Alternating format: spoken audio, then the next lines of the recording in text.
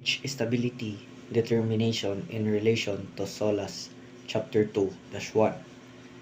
Introduction.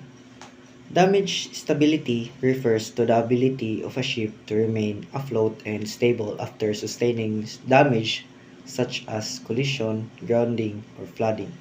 Under SOLAS Chapter 2-1, ships are required to meet specific stability standards to ensure the safety of the vessel, passengers, crew, and cargo.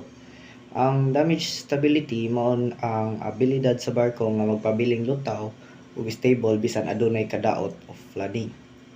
Purpose of damage stability. The purpose of damage stability is to ensure that a ship can survive flooding and continue to float safely after damage. It helps prevent capsizing, minimize flooding effects, and provide enough time for emergency response and evacuation if needed. Mao ni aron malikayan ang pagkalunod ug maghatag og oras para sa emergency o evacuation. Basic principles. When damage occurs, seawater may enter the ship through damaged compartments. This change the ship buoyancy and stability because the weight distribution inside the vessel change. The ship must still maintain positive stability and sufficient buoyancy even after flooding. Kung musulod ang tubig sa barko, mausab ang balanse niini. Maong kinahanglan magpabiling stable ug lutaw ang barko bisan adunay flooding. SOLAS Chapter 2-1 Criteria. According to SOLAS Chapter 2-1, ship must comply with the following damage stability requirements.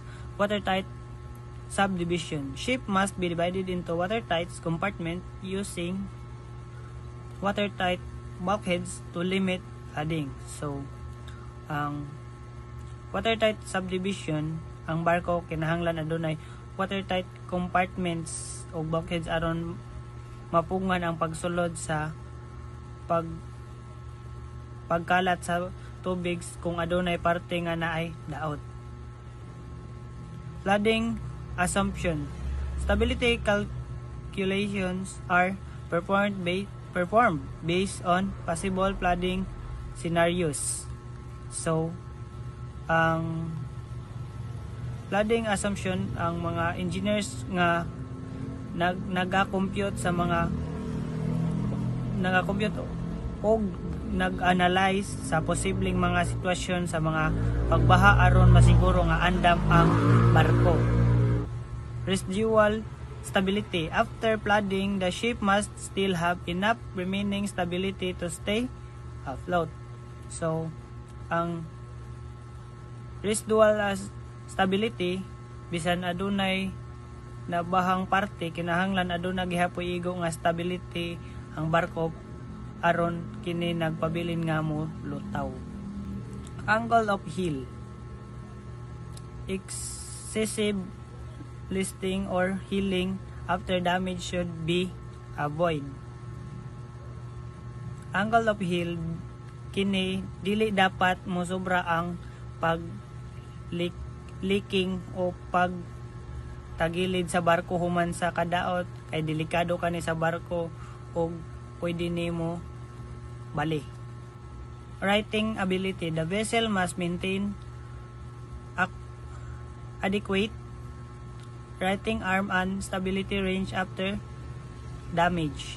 So, righting ability, kinahanglan nga makabalik gihapon sa hustong tindog o balansi ang barko human sa pag-leaking. Determination of damage stability. Damage stability is determined through stability calculation, computer analysis, ship design, evaluation, loading condition assessment, naval condition assessment, naval architects and marine engineers analyze different damage case to ensure the compliance with SOLAS standards. Conclusion. Damage stability determination is an important safety requirement under SOLAS Chapter 2-1. It ensures the ship can remain stable and afloat after damage, helping protect lives, cargo, and the marine environment.